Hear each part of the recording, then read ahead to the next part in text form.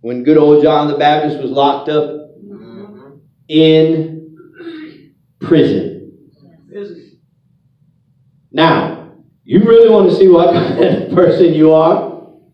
Get locked up in prison. I am not saying that I've ever been there. Don't ask me. Just saying. I don't know why you're snickering, because some of you look like you might have been. Well, after this meeting, we're going to have you roll up your sleeves. We'll look for your ink on your arm and see if you got that prison tattoo on. We're going to look. But do you not remember John had something to say? John the Baptist had a message in the wilderness, never performed a miracle, but he was locked up, and he said, hey, somebody go ask Jesus, are you the one we're supposed to look for? Or do we look for somebody else?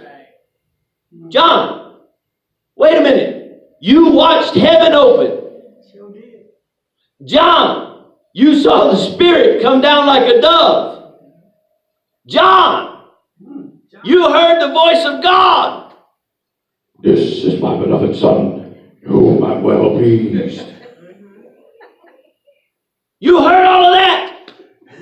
And yet, you are in prison. And you are asking if this is the one we're supposed to believe in, or is it another? Just because you have a jailhouse experience, just because you waver in what you've seen, does not discount you in the halls of greatness. All right. Because even though he was depressed, even though he was worn down, even though he wasn't sure whether Jesus was who he said he was or not, that was still the man that Jesus said there was none greater than John. Amen. Why? Because he had something to say. He had a message that worked in the wilderness. And even though he never performed a miracle, you could believe what John said. If somebody stands up in church, I don't care if it's the minister, and confesses, I've had difficult times, that does not in any one way, shape, or form take away from God moving in their life. Amen. Amen. We need a little bit more humanity. All right. We need to remember that when God wanted to affect us, He decided to do it by putting on a suit of humanity. Glory. Yes, He did. Think about that for one moment as I wrap this up. We talk about we build people. Think about this. When God, think about all the Old Testament tells us that God did. Fire from heaven. Remember Korah? Sons of Korah opened up the earth. That's some stuff right there. Right? Fire coming out. Strange fire was in the temple. Priest went in there. God whacked him. Don't come in here with that mess.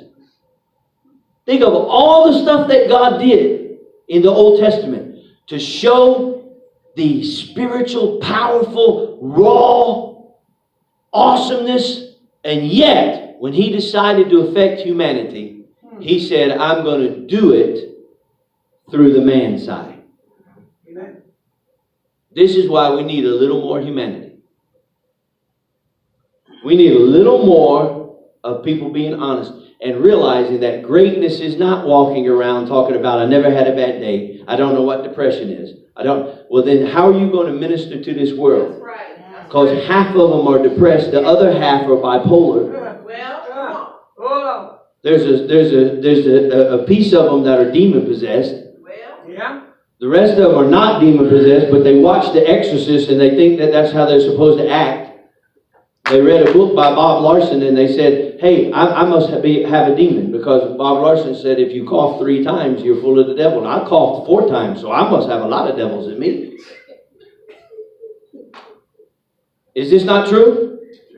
Is this helping anybody? It's truthfulness. So how are you going to help somebody way up here? We need you to come down a little bit. Amen. Amen. Amen. Well, that's what we need. We need you to step down just a little bit. Yes. Right? We need the man of God to remember he's man first. Yes. Right? We need a little more humanity in this. We build people. How? By people building people. Amen. People building people. Come on. I